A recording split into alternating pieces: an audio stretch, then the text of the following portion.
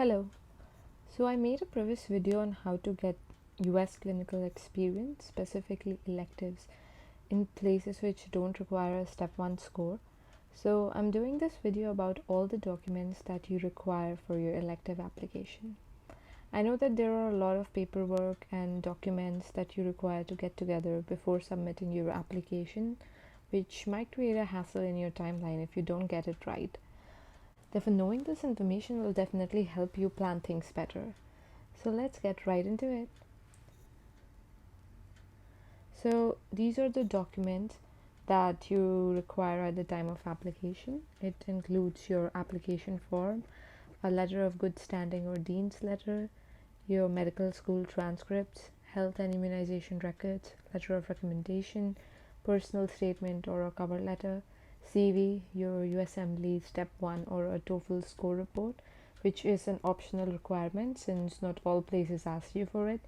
And I've already shared a list of places which don't ask for Step 1 scores, so you can refer to that video to see which those places are. Apart from that, you need your photograph and a copy of your passport. So there are certain additional requirements that may be required by some places and not all places. For example, the BLS and the ACLS training certificate. From what I know, Mount Sinai is one of those places from the list that I shared that asks for this requirement. You just have to make sure that you get your certificate from a place which is AMA certified. It is a 2-day training at most places, the BLS and the ACLS training, and you complete the first part of the training online, and the second part is an on-site training, after which if you pass you get your certificate. The second requirement is a police verification form where you have to get a letter from a local police station stating that they give you clearance and you don't have any past criminal record. And this is also not a very common requirement, but some places may ask for it, so just be prepared. So the first piece of document that you require is the application form. There's a standard application for each different hospital which you can download it from their website, and I'm sharing a snapshot of the application form from the University of Illinois in Chicago. As you can see, it asks for some pretty basic requirements like your name, your address, your med school, and some information about your academic records or clerkship. Now this is really an important part of the application, and it asks for the dates in which you want to do your rotations. So you have to mention the dates of your preference as given in their catalog. But sometimes you will see that the start and end dates may overlap with other places, which might create a hassle if you get accepted in both of these places.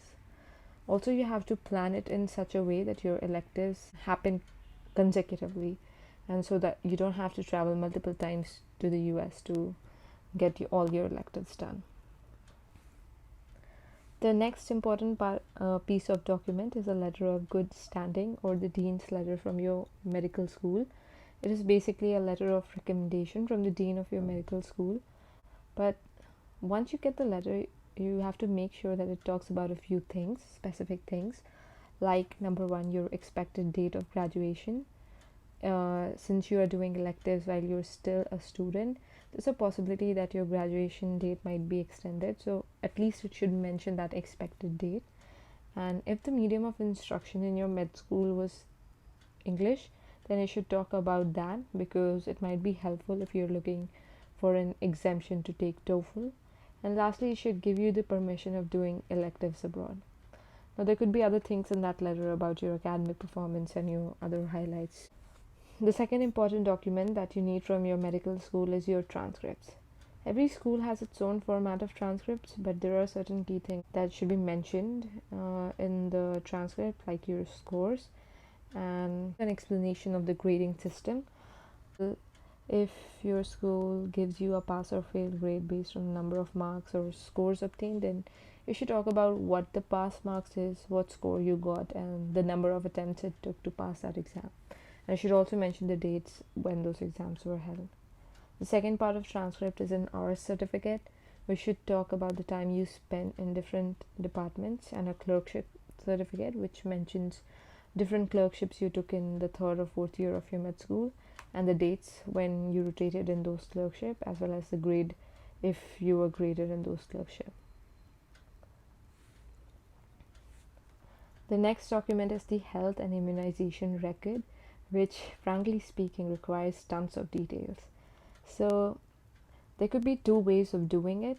Most of the places prefer you to fill all your information in a standard AAMC form, which you need to download from the AAMC website. Or the second way is they might ask you to fill out their own specific health forms. So here I'm sharing you the list of vaccines that you need to get before you can apply.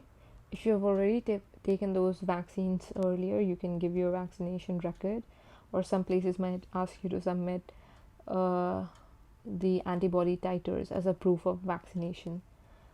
So you need a proof of MMR vaccine, varicella, tetanus, diphtheria, pertussis, Hep B, influenza if you're traveling during the flu season, and some places you might need meningococcal vaccination as well. The next important thing you need is TB screening, and this can also be done in two ways. First is you can get a PPD done. If it's negative, it's fine, and if it's positive, you might have to get a chest x-ray to exclude current disease. And some places like the University of Alabama in Birmingham will do the chest x-ray in their hospital itself for all the students, irrespective of their PPD status, to make sure that they don't have TB. The alternative which you can do is to get a quantiferon blood test, which I think is much easier, since unlike the PPD test, you don't have to go in the second time to get the reading done. Other additional requirements in the health form include a physical exam form. So again, you might be given a template to fill out all your details, or if they just ask you for a physical exam form and they don't give you a template, you can just go to a local doctor, get your examination done, and then attach that report with it. So these are the three parts of the health and immunization form: the vaccination, proof of negative TB, and the physical examination form. Now you need LOR, at least 2 LOR.